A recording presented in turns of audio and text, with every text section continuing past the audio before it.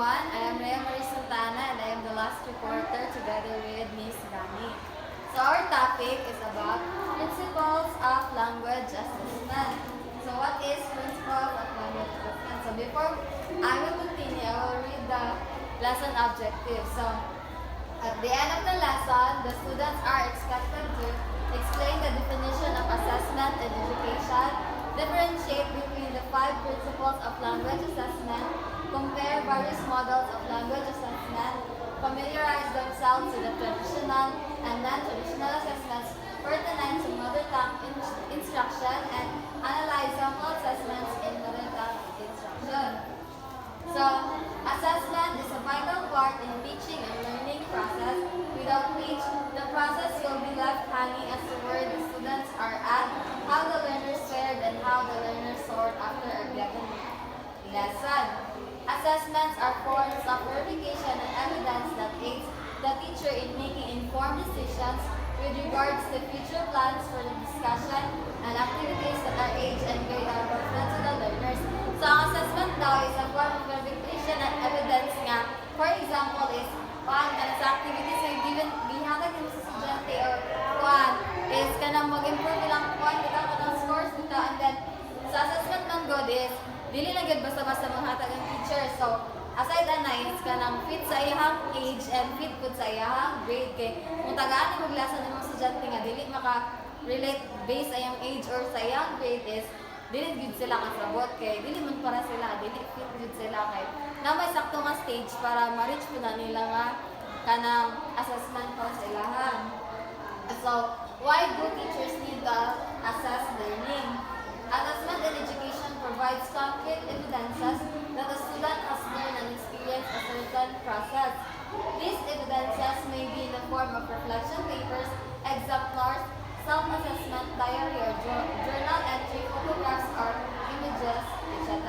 So sa assessment education daw is, ang assessment daw sa education is mag-give o kuan sa student nga evidence nila nga ingani siya na sila natunan sa imuha, and then ang kuan ko is based po sa ilang experience, and then kuan jud siya ka ng ano jud siya ka na bitang pag mag-teach jud ka is ka na makasabot jud imong learners or kuan kay mo na for example po sa portfolio, so more ko na siya evidence po sa students nga kanang at the end of this sa mas kanang period na sila kuan bitang so diri nga sa first grading kay okay pa yan natunan, sa second, third, fourth nag-improve pa na siya. So the principles of language assessments are validity, reliability, authenticity, practicality, and impact. So when we say validity is ang validity diya is language assessment refers to accurately a test measure that language skills supposed to assess.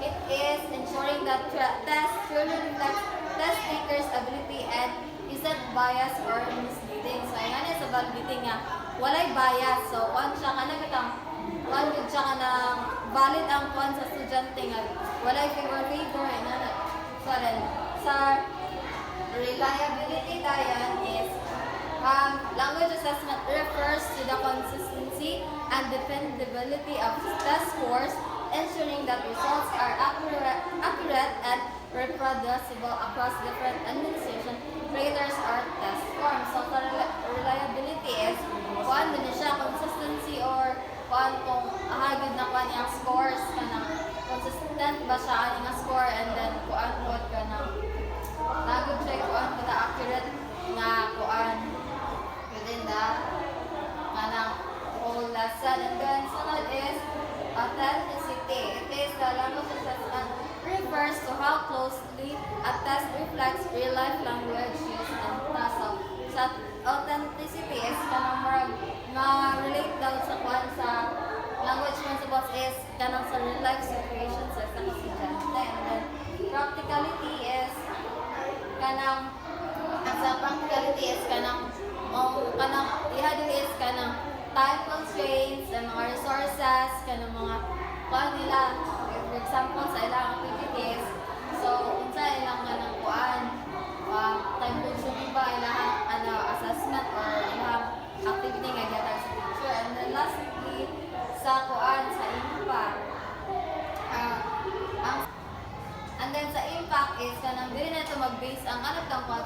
thing nga kanang bitaw.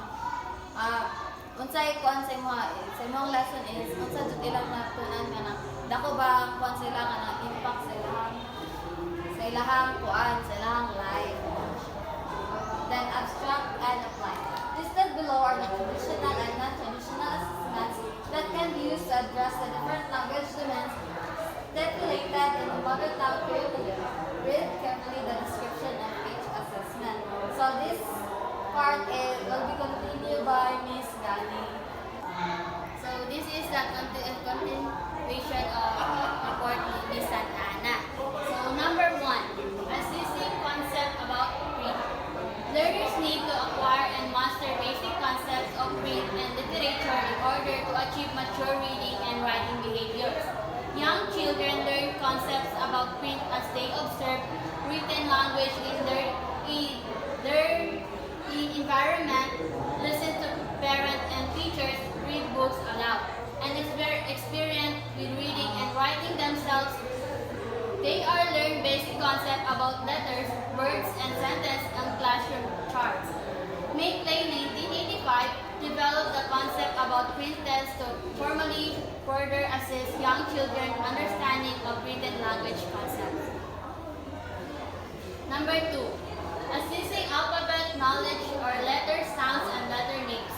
Alphabetic knowledge is the learners understanding the letters represent sounds so that words may be read by saying the sounds represented by the letters and words may be spelled by written the letters that represent the sounds in a word. So like for example, kanang maghatag kag words, so dapat with sounds and then ang letters is dapat correct. Number 3, assessing phonemic awareness. Phonemic awareness is subset of phonological awareness in which listeners are able to hear, identify, and manipulate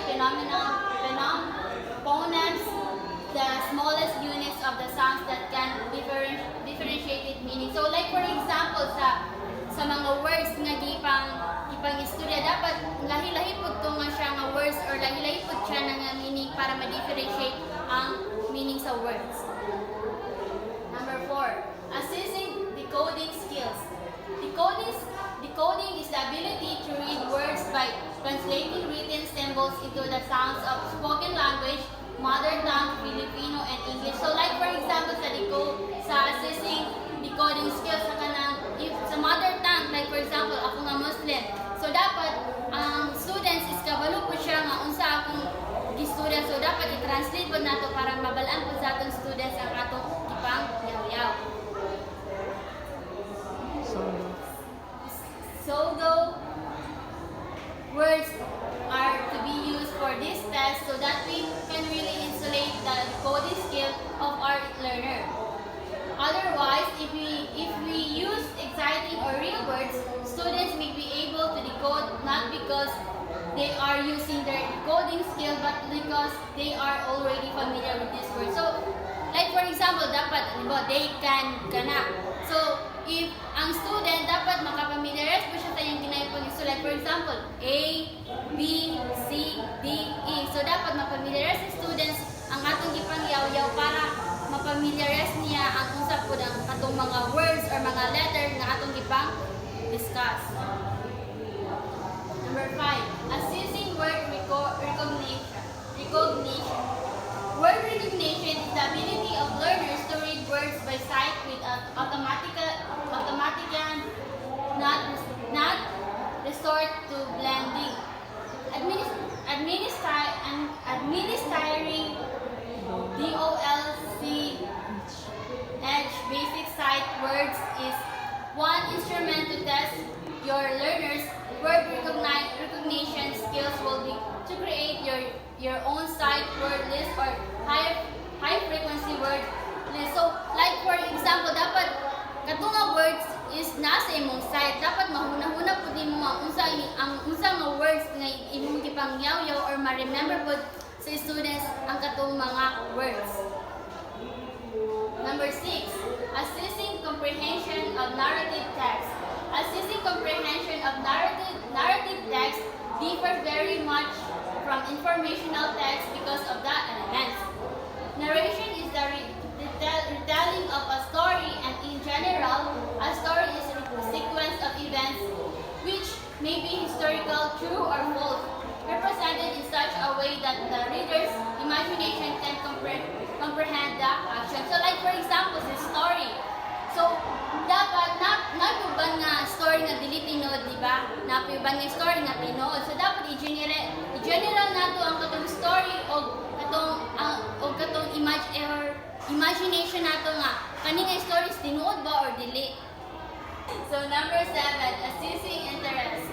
Language learning must be contextualized not just in local settings where learners can see an immediate application of the language skills they are acquiring from class. 8. Unequal records. Unequal records are descriptions of students' actions written as they occur or soon afterwards. Unequal records help teachers analyze the students' accomplishment and approach to learning over time. So dapat ang ganing unequal records is dapat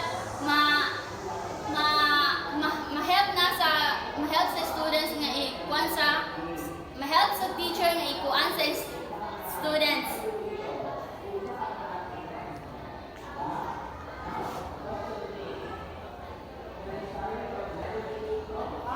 Number 9. Portfolio assessment. Portfolio assessment form where students and teachers collaborate in collecting samples of students' learning progress. This assessment form helps the learner monitor their own learning. So like for example sa kanang portfolio, kanang tanan nga gi-discuss or tanan nga gipa-activity sa atong teacher or ako nga as a future educator nga gipa anak sa students. So dapat magpabot na ko siya og kanang portfolio para ma-monitor or ma-familiarize niya ang katong tanan nga gi-discuss nako. And number 10, observation. Students' observations are done informally while monitoring classroom work and participation. The purpose of observing young children is to carefully pay attention to the details of the child's behavior, records these details in a structured manner and assessing the implication of the child's action. Parents and teachers can work together as a partners to significantly affect children's success when they base their understanding of children's growth and development of thoughtful and carefully observation that are accurate and objective in nature. Teaching and learning language and multiliteracies, responding to the MTB-MLE challenge by Roderick and Aguirre 2026. So sa number 10, observation daw dapat kita nga teacher dapat i-observe nato ang ato mga students kay kana siya ang pinaka-importante kay dili lang ang parents ang mag-observe kay kita pud nga teacher dapat i-observe nato ang ato mga students.